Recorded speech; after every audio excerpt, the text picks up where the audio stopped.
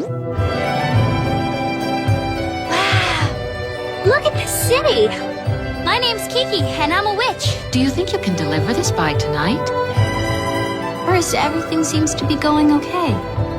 But then I start feeling like such an outsider. Hey! Sometimes it's not easy, but we each need to find our own inspiration. Kiki! Tombo! There are still some times when I feel a little homesick. But all in all, I sure love this city.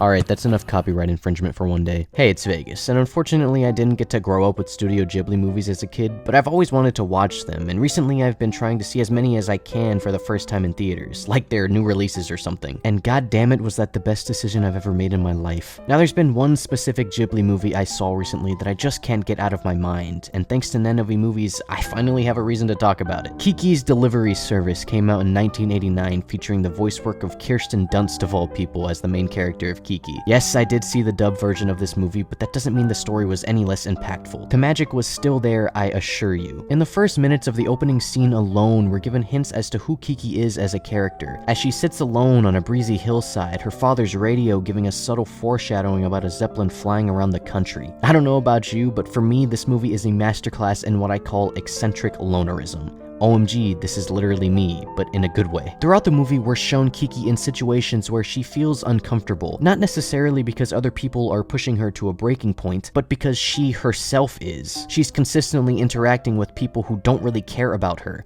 let alone what she's doing for them. Now, gender swap the main characters and slap Nicholas Winding Refn's name on it, and you can easily fall into incel vibes territory. Kiki wants to have these normal interactions with people, but when actually given the unprejudiced attention she deserves, she acts stuck up. Now, is it wrong to know your worth, to have a little self-respect?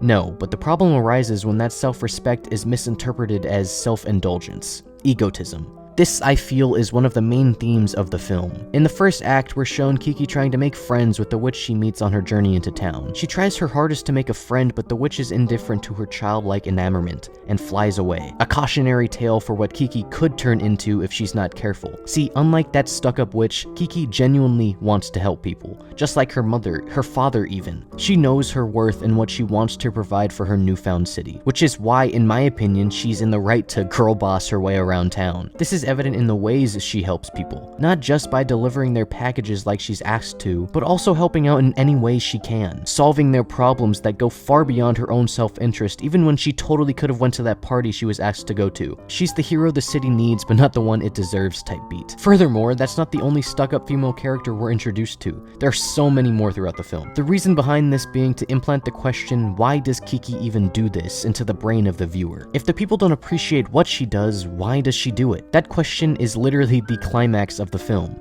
Kiki does fall into that rut of thinking, nearly losing her magic in the process. Enter the two role models of the film, Osano, whose generosity and hard work makes way for Kiki's titular delivery service, and Ursula, the struggling artist who, despite not gaining anything from her art, still continues to paint because it's what she loves to do. They both provide Kiki with that much needed motivation to continue her business even with all that stress, because if they can do it, she can too. And let's not forget about her best friend Tombo, who genuinely loves her for who she is, not what she is.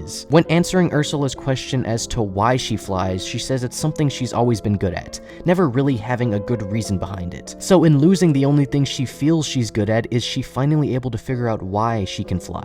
Not only do each of these characters teach her how to fly again, but they give her a reason to fly again. It's only in her best friend almost dying that she finds her magic again, saving his life and showing the people of the city who she is. Not a weirdly dressed girl or some novelty to gawk at, but a kind witch here to help. I'm aware I sound like a broken record here, but Kiki's Delivery Service is a tale as old as time. A perfectly written story with a call to action, a question of existence, and a reward for sticking to who you are, even when you feel the desire to fit in. It's no secret Miyazaki films and Ghibli films in general deal with themes of childlike curiosity and wonder, and the struggle of growing older and that ever-fleeting innocence of childhood growing into adulthood. Which leads me to the reason behind making this video: the music.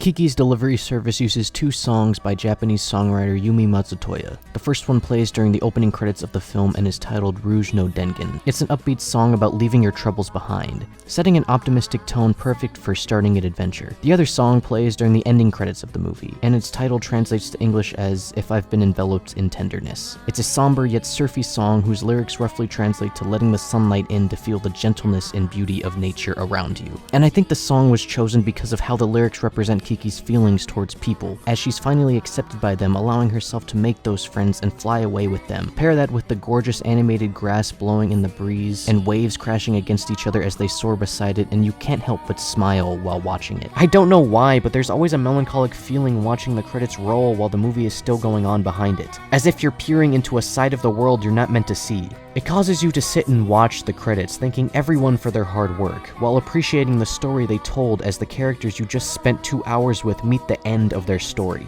I didn't grow up with this movie, but it sure feels like I did. And I think the reason Studio Ghibli movies are so popular is because they capture moments of our childhood in little ways, providing that glimpse into the life of a character made to represent you. So when the credits roll alongside the most metaphorical and beautiful song, it's almost like saying goodbye to your childhood. It's enough to make you cry, or feel like you can